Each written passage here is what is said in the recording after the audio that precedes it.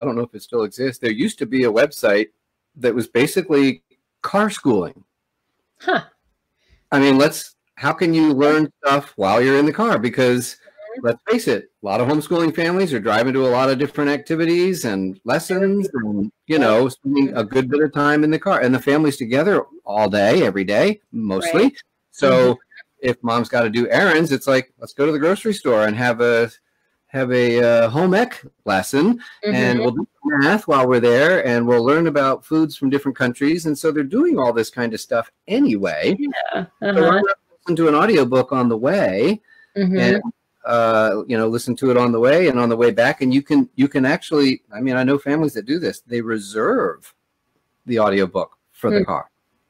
Yes. So the kids are like, oh, good, we get to go. We get to go. Yes, exactly. I know we sometimes bank up.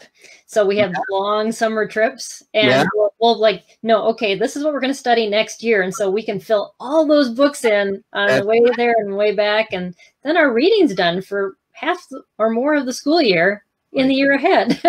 You've already kind of prepped your brain with the general outline of the things that you're going to be learning. I actually got an email from a family a couple of years ago. They wrote and said, Jim, you're just not going to believe what happened. We were listening to With Lee in Virginia, and we were driving through Virginia while we were listening to it. And as you were speaking about the Battle of Chancellorsville, we drove by a sign for Chancellorsville. And it was just so that's cool. crazy for them to have that connection.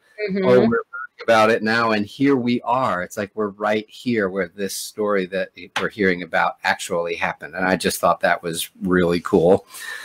I also got it takes that, you know, because bygone years of traveling with kids, you know, they were disconnected because they had this video on and they're watching the movie, and you know, and you don't even talk to each other when you're in the car. And my daughter and I rented a car for this trip we're on right now, and it hooks up to my phone, and it gave me all the options, and I'm like, oh, we can play our book on the screen, and we can put Google on, and then Google interrupts the book when it needs to give you directions, and I don't even have to think about it. Oh my gosh. It's great technology. And they'll repeat like 2 or 3 words that were said previously, so that you kind of remember, where your brain can catch up. Oh my gosh. Yeah.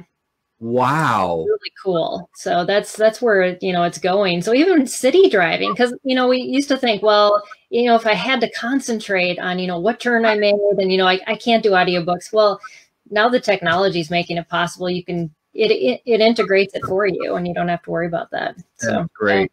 That's great.